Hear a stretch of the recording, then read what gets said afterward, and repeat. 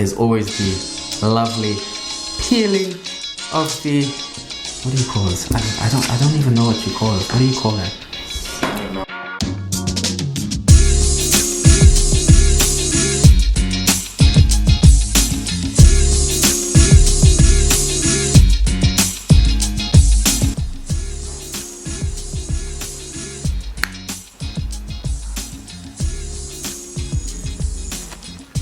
What's going on, guys? Today we have yet another one for the channel, the Cubot X18 Plus. As mentioned before on the channel, plenty of things going on in the world of cellular, from the low to mid-level, everything that's happening other than in the world of the premium smartphone market, in the world of the mid-range cell phone, as we mentioned before in many other videos.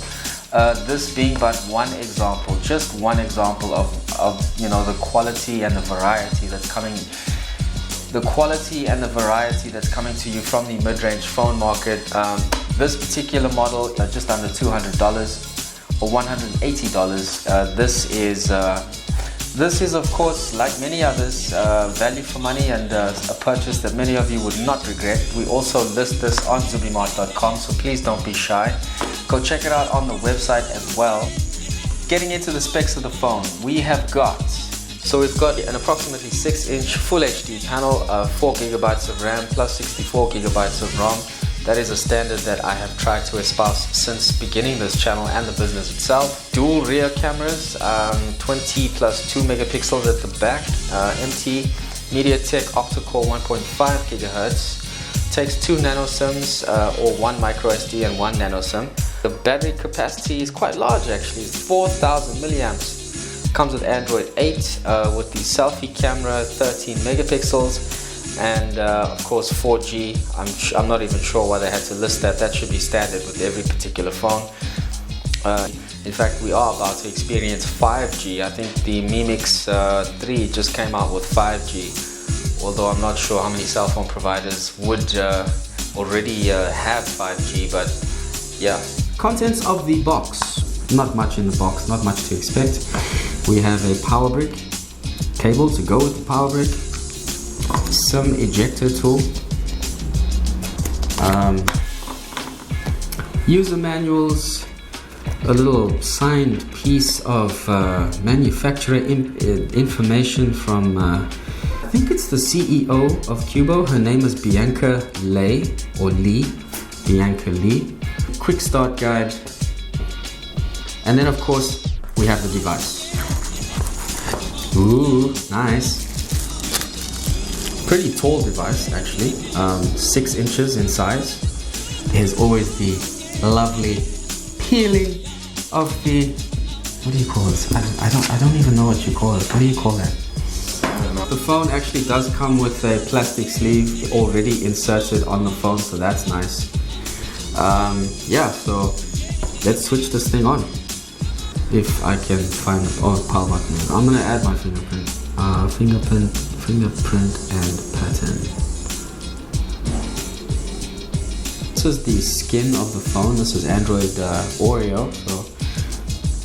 So we can see, if we go into settings, you usually tap on the about phone, and then you can see that it is Android Oreo. So just to show that we are legit, let's find this thing. Yeah, so Android 8.0.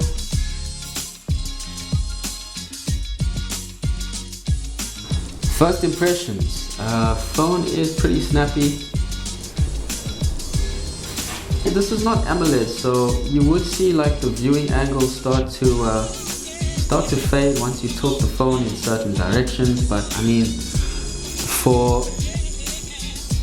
it still is on minimal brightness. I mean, you can still turn that up if you want to, if you want to blind yourself. But yeah, anyway, that's starting to ruin the exposure on the phone.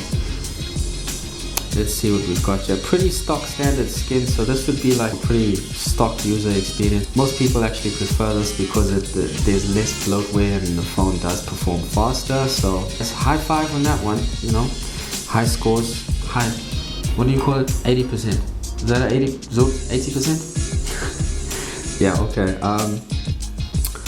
let's get to the main event. We're here with the camera, 20 megapixel sensor. So we are here. The one thing that I would see, one thing that I would like to see if this thing actually has the ability to have depth of field. So let's try this out. And yeah, like most other budget devices, this basically just has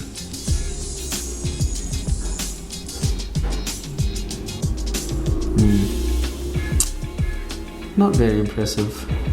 That depth of field focus is more like a artificial blur around the object.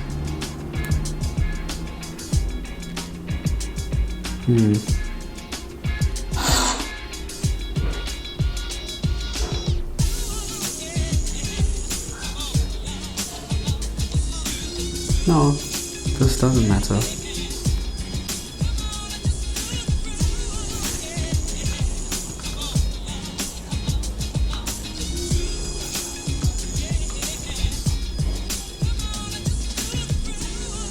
So, as you can well see, these images, they might show the subject in the center as clear, but then there's just an artificial blur around the subject.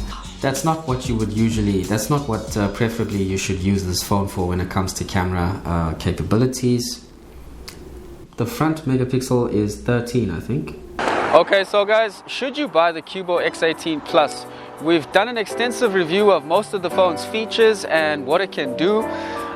So to go over some of the pros, of course the phone's price, that's always a bargain. For just under $200, about just over 2,000 rands. What you're getting in this phone is something comprehensive, and for the price, if you comparatively had to walk into a store in South Africa, you'd be paying way much more.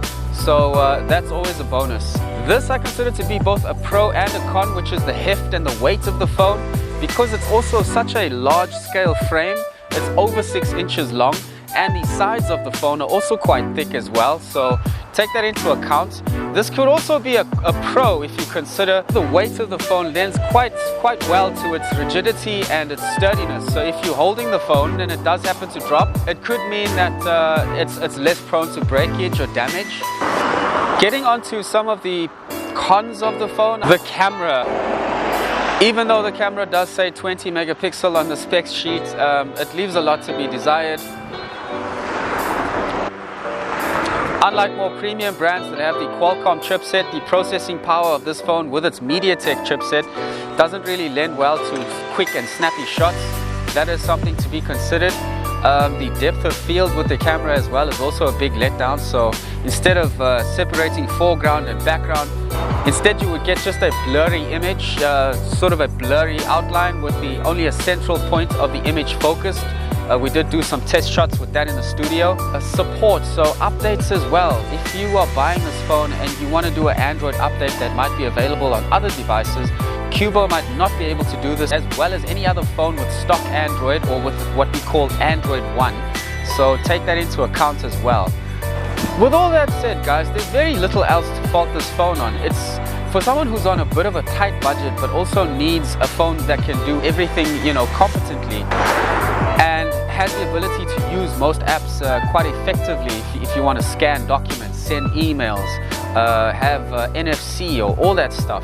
This phone is ready for that, guys. For just over 2,000 Rand, this phone is a bargain and good value for money. Of course, we have this phone listed on the website, so go check it out, www.zubymart.com. If you like this video, don't forget to give a thumbs up, like, and leave a comment. We always appreciate those. Don't forget to press the bell notification icon on the top right of your screen so you guys can get notifications as to when the next video is coming out. We still have a whole range of content, news, and tech reviews for you guys, so stay tuned and keep it locked, guys. We'll see you in the next one. Peace.